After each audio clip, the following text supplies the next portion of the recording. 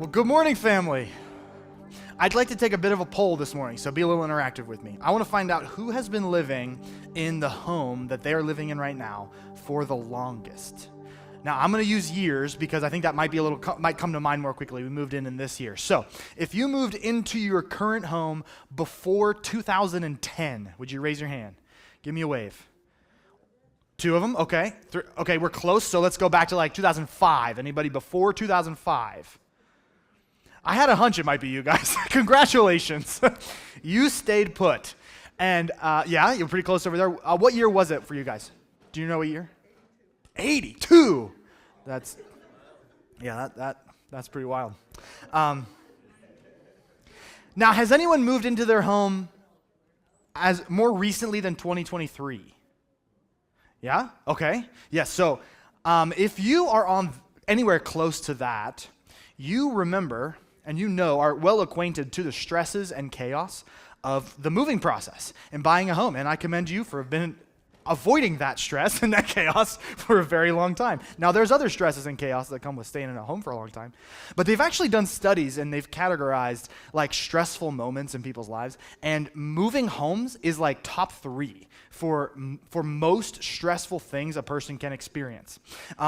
My wife and I did it not too long ago, and to make things even more stressful and unpredictable, we moved out of the home we were renting in 2022, and we didn't really know where we were going to go at that point. When we moved out in 2022, we moved from our small home into a much smaller RV where we spent 3 months of a summer just out of a van, and it was very, very exciting. And then we moved from that RV into a slightly larger basement apartment that my grandma let us live in.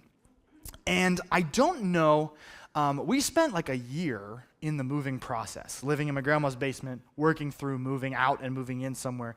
And I don't know if that made it more stressful or less stressful, because you could make an argument that we dragged out the stresses of moving for a full year, but you could also make an argument that we spaced out the stresses of moving for a full year. We were under that stress for a full year, but we could move a little more slowly, and that really, really helped us.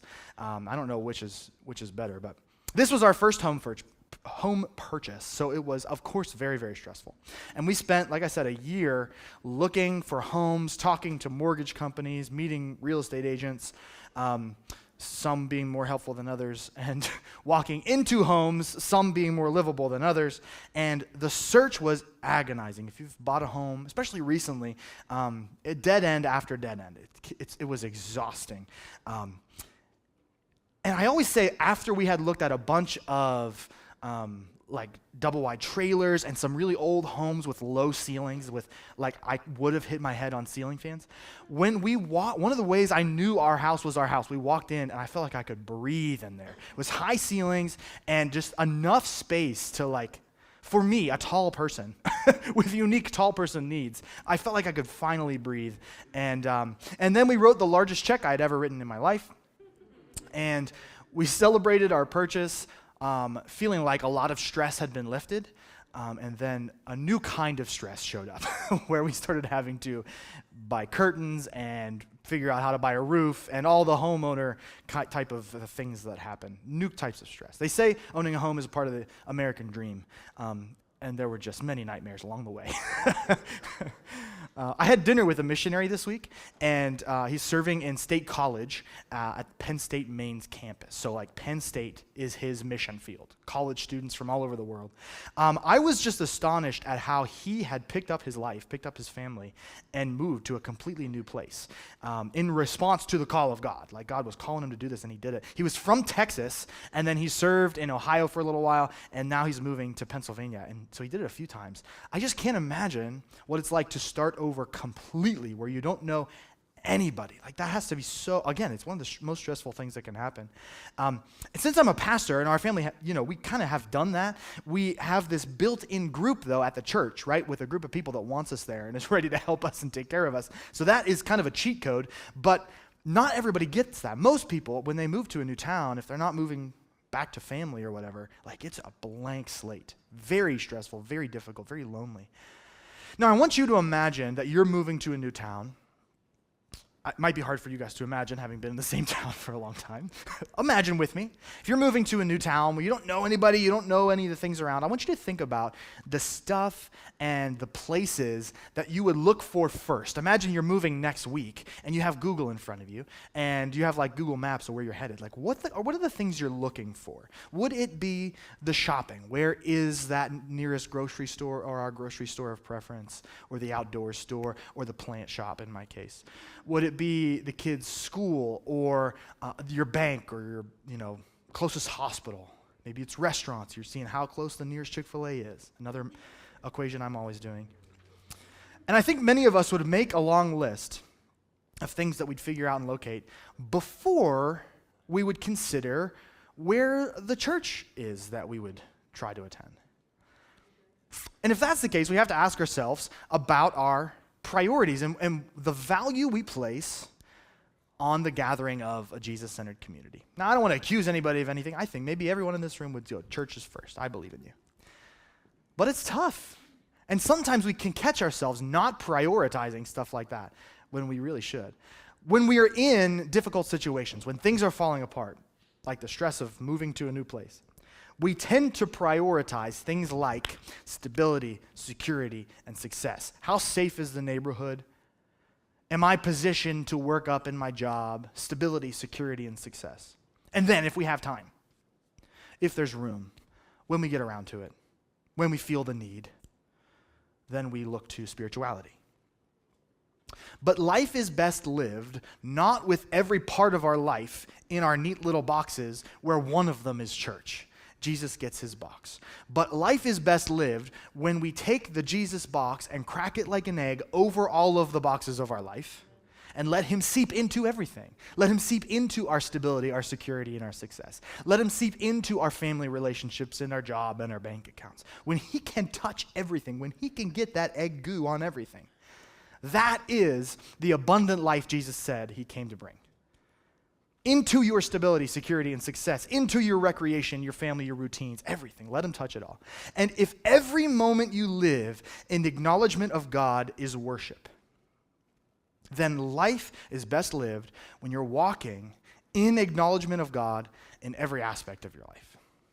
And when things get hard, what you are acknowledging most becomes more evident. When things are falling apart, what you hold most dear becomes most evident, whether it's family or money or God. When things get tough, you really know. So the question I have is, where do you run first? What do you do first? When you first move into a town, you're completely overwhelmed. Where do you run first? In the moments you feel out of control, do you grasp at control for yourself? Or do you give control to God by acknowledging him in everything?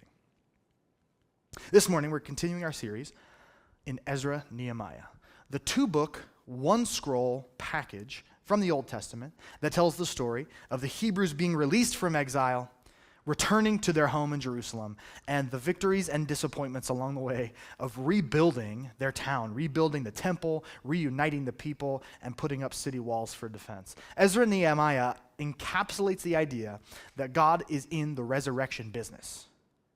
Now, we have the Gospels to point to like a really good example of resurrection, but God was hinting at it the whole way through. The whole thing is about this. Every story whispers the name of Jesus. Ezra and Nehemiah shows us that God is in the resurrection business. He's in the rebuilding business. Today, we're just going to look at 6 verses. Ezra 3, 1 through 6. You can turn there in your Bibles now if you have them. If not, it'll be on the screen. You can follow along. And then last week we talked through Ezra 1 and 2. I know last week we covered a lot of verses, today just 6. But last week the idea was that God moves first. Everything good that we see happen in Ezra and Nehemiah is because God moved it to happen. God initiated it. He initiates Cyrus sending the Hebrews and resources to go rebuild the temple in Jerusalem. And then he initiates the Hebrews to actually move and go do that rebuilding in Jerusalem. Everything good that happens, God moves first. He sets it into motion. He is the author and creator of it. This week, the emphasis in our passage for today is that we worship first. God moves first, we worship in response. These things go hand in hand. God moves, we worship. God comes from this primary place of moving his plan forward. If you've cracked your Bible open, his plan is redemption, right? It's reconciliation between God and people, revealing himself to people. So his primary place is moving that forward, giving good gifts to make it happen. And we're supposed to come from a primary place of thanksgiving, worship, thankful for it. We don't need to strive and push his plan into motion. He's moving it. We show up with worship. Every moment you live in acknowledgement of God is worship. I see just 2 sections in our very short passage this morning. And it outlines very well how we can see worship in Ezra and Nehemiah. First, the Hebrews get home, and they get right to worship. As soon as they get home, they start rebuilding in worship. And they do that with unique worship, this unique celebration. God brought us home, and we're thankful, so we worship. And then they get down to business. And they get back to like the routine worship that defined who they were as God's people. God has laid out the law, this calendar worship schedule. And so they get down to business. After they have a celebration, they get down to business of routine worship. So we'll see how that unfolds in our verses today. We're going to start with that first section, unique worship. Remember, just as a little background, the Hebrews have been exiled in Babylon for 70 years. So most of, if not all of the Hebrews that were taken into exile 70 years ago are no longer with us, and they are not making this journey back to Jerusalem. So when Cyrus the Great of Persia conquers Babylon and releases the Hebrews to go rebuild in Jerusalem, the people that are making this journey did not really know what they were walking into. Never stepped foot in the promised land, had no idea what it was. They heard the stories. God has been good to my people. I haven't really seen it in the same way that my ancestors saw it, but most of them had believed, I would assume. I'm sure they're struggling with that. Forgetting the promises, the culture being washed away, but returning to their ancestral land would be a momentous occasion. They had business to attend to. Ezra 3:1. In early autumn, when the Israelites had settled in their towns, all the people assembled in Jerusalem with a unified purpose. We got business. They weren't just people who lived in a particular piece of land. They weren't just Cyrus was like, hey, go over there, I guess.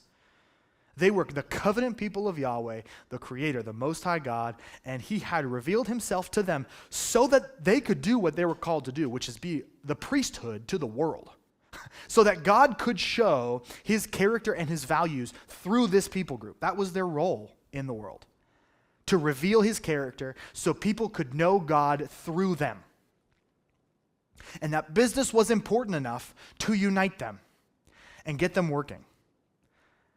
We should remember here, we have the same job to reflect the values and character of God, and so people would know God through us. And that is done best in unity, unified purpose. We've talked a lot about unity in our study of the book of Romans, and here it is again. Some translations say that they came together as one man. NLT says a unified purpose, but some will say as one man, truly unified for what God has sent them to do. And it's true that they had this job to do for the world, right? To mediate the relationship between God and the world. But I think it's fair to say for them at this point, what's on their mind is rebuilding identity, their own identity. They are God's covenant people, but you might not be able to tell by looking at them at this point. They've been living in Babylon, forgetting their traditions, again, their culture, intentionally trying to be washed away from them. So this return was largely about them remembering who they were, reclaiming their place as God's people in the world. And they do that best in the way they know how, which is worship. When they got home and they were reestablishing who they are, we worship first. This is how God's people had dedicated this land to him in the past. When God revealed his covenant to Abraham, lots of pages earlier, in this very land, Abraham built an altar and worshiped. When the Hebrews left slavery in Egypt and God brought them to this very land, they built an altar and they worshiped. And now, after this new exodus, leaving exile in Babylon, they get home, they build an altar, and they worship. The pattern to reestablish themselves as God's people, their identity in him. We worship first. Verse 2. Then Yeshua, son of Jehozadak, joined his fellow priests and Zerubbabel, son of Shealtiel, with his family in rebuilding the altar of the God of Israel. They wanted to sacrifice burnt offerings on it as instructed in the law of Moses, the man of God. These leaders who are mentioned in chapter 2, among other leaders, here they're like reaffirmed. This is the head priest. This is the leader, the governor. It's unclear whether Zerubbabel had like an official title, but he comes here as the leader. He's leading. And they know that we need to worship first, so they oversee the rebuilding of the altar. And so that they can do what they're meant to do, to worship, to sacrifice like they are instructed to in the law. We saw last week that the stress here is on the role of the priest, because in this section of Ezra and Nehemiah, that's what we're doing. We're rebuilding the temple. And God is particular about who leads activities in the temple. The priesthood is this major focus in the narrative because the priests oversaw worship. It was their job. And so when we get back and we start to build, we worship first. This is our foundation. So in the process of rebuilding Jerusalem, the city of God, rebuilding the temple even, the very first thing is restoring the altar. So we can do proper ceremonial worship. If you remember our study on Exodus, they did this in the tabernacle. One very special holy room where all the sacrifices to God would be conducted in by the priests. Restoring worship is central to the whole restoration, rebuilding, resurrection process. If we don't start with worship, we're wasting our time. So they got to work. Verse 3. Even though the people were afraid of the local residents, they rebuilt the altar at its old site. Then they began to sacrifice burnt offerings on the altar to the Lord each morning and evening. Rebuilding the altar was a fundamental part of them reclaiming their identity, right? Our people build an altar here and we worship. Being afraid of their neighbors is kind of a part of their identity as well. This is a long part of their story. When the Hebrews first got to the promised land, exact same problem. Neighbors that they thought were going to threaten their worship and residence in God's promised land. And they were right that they would threaten it and that they weren't happy about the Hebrews being there. There aren't any credible threats to you or your mission when Yahweh's on your side, right?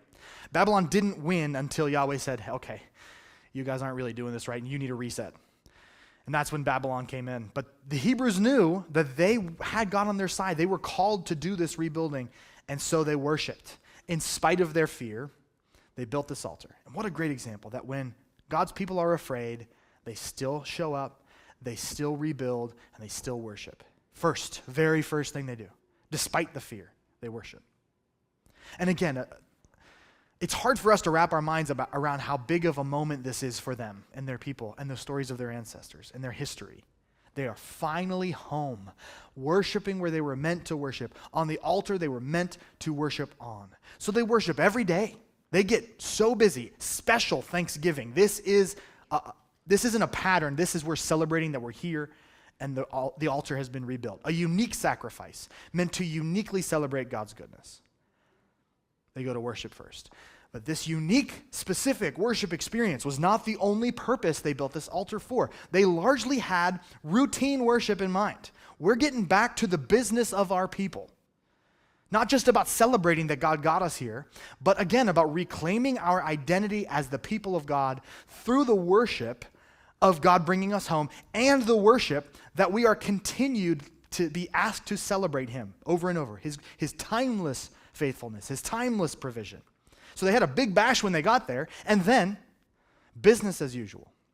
Now, I've been doing a lot of research about and thinking and praying and processing about rebuilding. So I stumbled across this week some information about Hurricane Katrina. And for those who weren't around at the time, because I was just a kid, but it was all over the news. People talked about it. So for those that weren't around at the time, Hurricane Katrina is one of the most devastating hurricanes that the United States has ever experienced. And the storm made landfall in the Gulf of Mexico in 2005. It took around 1,400 lives, caused about $125 billion in damage. It was horrific. Again, one of the most devastating ever. Most of the impact was in the city of New Orleans, Louisiana. And a big part of the story in New Orleans was the Superdome. So people who couldn't go to their homes relocated to the giant sports arena in town, the Superdome, until conditions got so bad in the Superdome that they had to be relocated again. In the years leading up to Katrina, The New Orleans Saints, the NFL team that played at the Superdome, was a mediocre team. They were pretty close to even, wins and losses for about 4 years. And Katrina hit right before the 2005 season, destroying the Superdome. 70% of the roof failed, the generators were bad, water supply was bad. They could not have people in there. So they spent their whole season with nowhere to play. They played home games in Texas and New York, and they bounced around. They did not have a home field. And that among other factors, led to a devastating season. 3 wins all season. If you don't know football, that's not good. The team was able to return to the Superdome for the 2006 season, and no one knew what to expect. Again, imagine this. Spend a whole year playing home games in strange towns. They came home in the 2006 season, and they faced their divisional rivals in the home opener, the Atlanta Falcons. And it was a big deal when they came home to the Superdome. George Bush Sr. was there to flip the coin. There's a trumpet player doing the national anthem because it's New Orleans. It was like a big deal. And the New Orleans Saints won that game 23-3. What a celebration. They squashed this team that they loved to beat. In the game, the Saints blocked a punt and recovered it in the end zone for a touchdown. And there's a statue of that moment at the stadium because it was such this big celebration. Now, you can imagine the emotions and the imagery of that game if you're a Louisiana native or a Saints fan, returning to their home stadium after being away for a whole season, going 3-13, and now you come home and you win decisively. You are a good team. 3-0 at this point. They're like, I think we're a great team.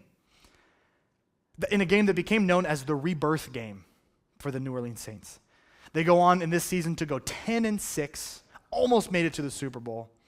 2 more seasons getting their footing, and they win the Super Bowl in 2009. This was a turning point for the organization. Sorry for the sports corner. This is the point.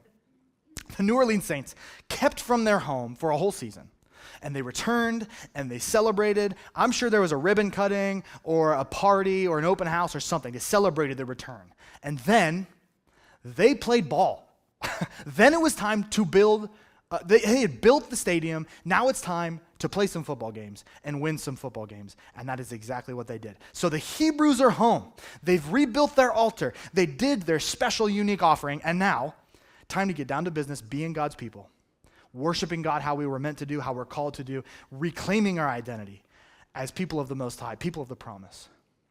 Don't ever say football can't teach you anything about God. Verses 4 and 5. They celebrated the festival of shelters as prescribed in the law, sacrificing the number of burnt offerings specified for each day of the festival. They also offered the regular burnt offerings and offerings required for the new moon celebrations and the annual festivals as prescribed by the Lord. So in the very first verse of this chapter, the author indicates early autumn. We are back in early autumn, which might seem like a strange, insignificant detail for us, but a Hebrew reader that would know the Hebrew calendar knows that early autumn is a big deal, and it comes in the 7th month, is the climax of the Hebrew worship calendar. A great time to restart worship in Jerusalem. The Feast of Shelters is what they celebrate. Your translation might call it the Feast of Tabernacles or the Feast of Booths. And this was also celebrated at the dedication of Solomon's temple, the first temple that was built and then destroyed by the Babylonians. They were standing in the rubble of that temple, which was dedicated during the Feast of Shelters. And this celebration is centered around thanksgiving for God, specifically for a couple things, like the harvest that had just finished in the fall. They were thanking God for a bountiful harvest and connecting that to God's provision and protection of the Hebrews in their wandering in the wilderness in Exodus. Their release from slavery, God took care of them until he brought them to the promised land. So it gets its name. Here's the connection. They would make a makeshift shelter, the Feast of Shelters, Festival of Booths, and they would make a makeshift shelter to stay in. So one, they would do this during harvest time. Near the fields, they wouldn't always go home. They would build this little shack to spend the night in. 2, this is the same kind of shelter they built as they were wandering through the desert in Exodus. And 3, when they would make their pilgrimage to celebrate this celebration in Jerusalem, they would build a shelter to celebrate in Jerusalem, a pilgrimage to the holy city. That's where it gets its name. The calendar dictates that it's time for this festival, and hey, we're reclaiming our identity, so we're going to get down to business, and we worship first. And so they did it. They, as instructed by the law, they celebrated the way they were meant to. This last verse summarizes these two sections, kind of gives us an idea. 5-6. The people also gave voluntary offerings to the Lord 15 days before the Festival of Shelters began. The priests had begun to sacrifice burnt offerings to the Lord. This was even before they had started to lay the foundation of the Lord's temple. Again, we see both here. Return worship, voluntary, unique, special offering worship, and the regular routine patterns of worship according to the Hebrew law and calendar. Both are aspects of worship, both are important. And every moment we live in acknowledgement of God is worship. And it might help us to think about worship. Worship can be a nebulous term, a little too abstract. It can help us to think about thanks and surrender, to break down worship into this idea of thanks and surrender. Worship has all kinds of aspects. They mostly fall into these two buckets. This is exactly what the Hebrews came to do, to give thanks and to surrender themselves. They came back to thank God for his goodness while they were in exile. They thanked him for his provision, his protection, for the opportunity to come home and rebuild. And they also came to reclaim their identity, to surrender to his law and his way and his leading. So they fell right back into their calendar to surrender their lives. You call the shots, we carry them out. We are here to reflect your character and values to the rest of the world, to show them who you are. And this is what we're called to do as well. Thanks and surrender. They worshiped first. We worship first. We give him thanks. We surrender our lives to him. And this is exactly how we should approach the cross. If they had the cross, this is how they would have approached the cross. But they were still looking forward to the Messiah, right? So now we know who we can give thanks and surrender to. We can give thanks to God because he stepped into creation as a man named Jesus. We can give thanks that he purchased our salvation with the cross and resurrection. It reunites us with God. We can surrender our lives, live the Jesus way, and that is the way that we acknowledge him in every way. The primary way we worship first, by giving thanks and surrendering to him. That's the posture that we approach the cross with. As we consider unique worship and routine worship, we should consider if it was important for the ancient, unexiled Hebrews. It's important for us.